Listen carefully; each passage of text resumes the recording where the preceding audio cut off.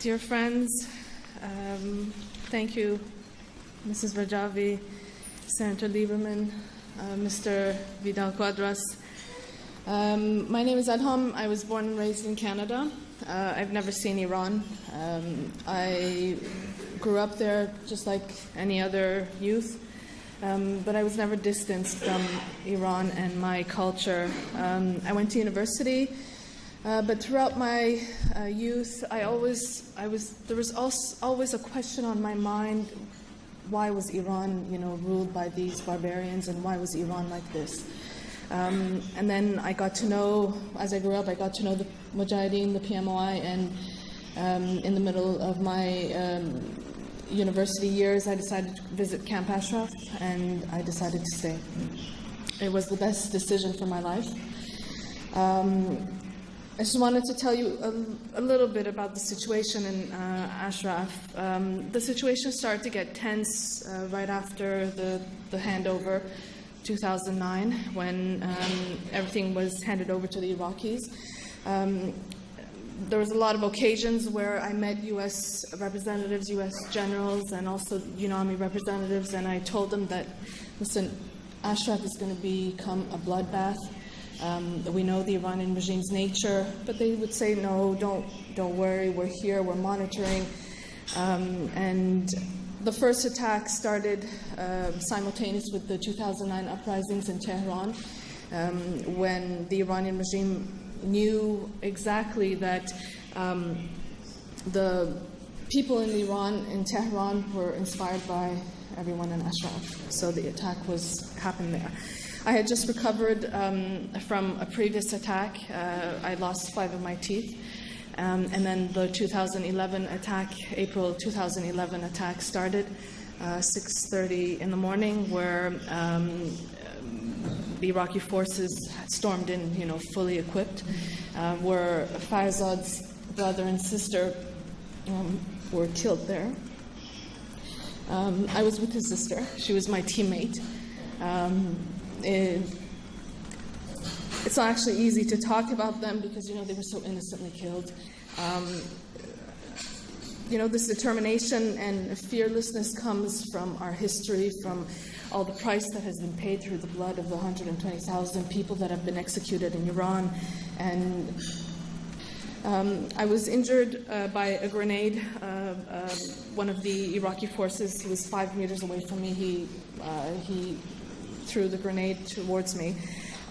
They would target people and then shoot. This is my left hand. My right arm was also injured, both of my legs. But in my mind, I was reassured that there's all these great people, great friends, people like yourself, and then there's all of our brothers and sisters and Mrs. Rajavi who were tirelessly continuing fighting for our rights.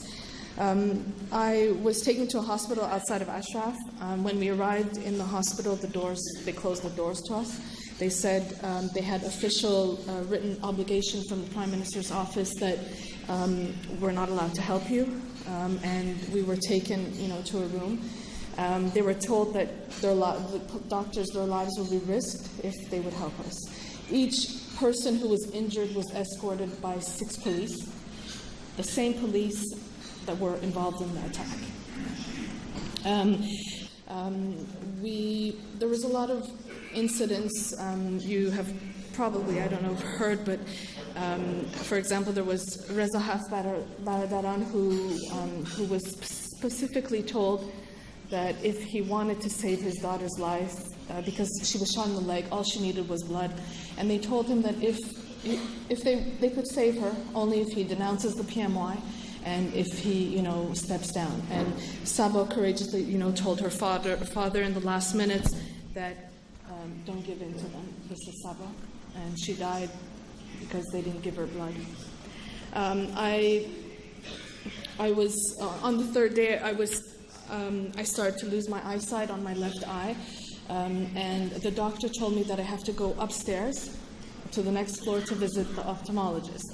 Now, this was out of their boundaries. They said, no, you're not allowed, and they refused to take me.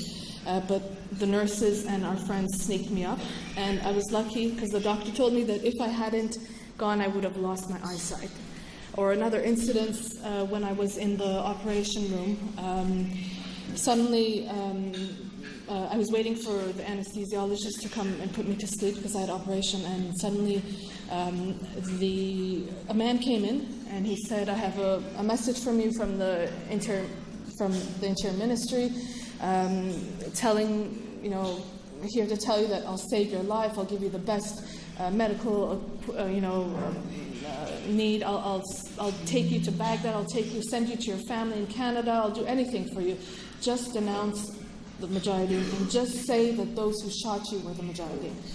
And, telling you that I was alone there, I said, what am I going to do? So what I decided to scream at him, and I said, believe me, you're in charge of my injuries, you're in charge of all the killings, and none of us will do this.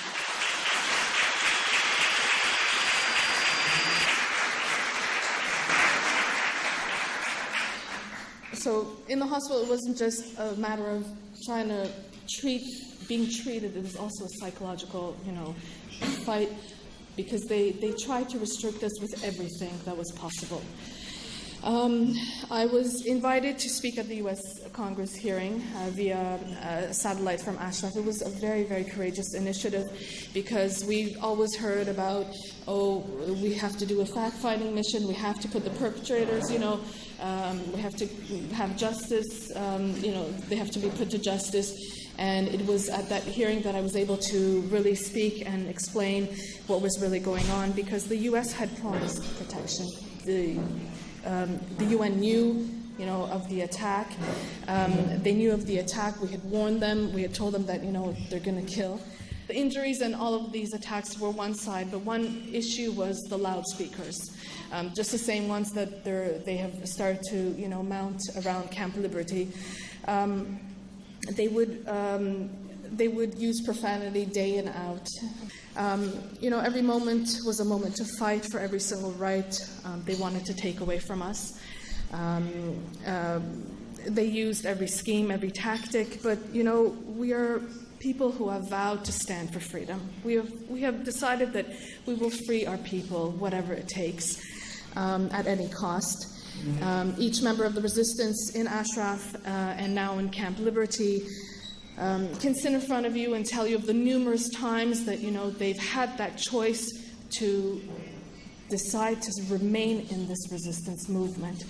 And actually, it takes a lot of courage for what Mrs. Rajavi is doing, because she has taught us that we become stronger in after the hard experiences, after the hard times.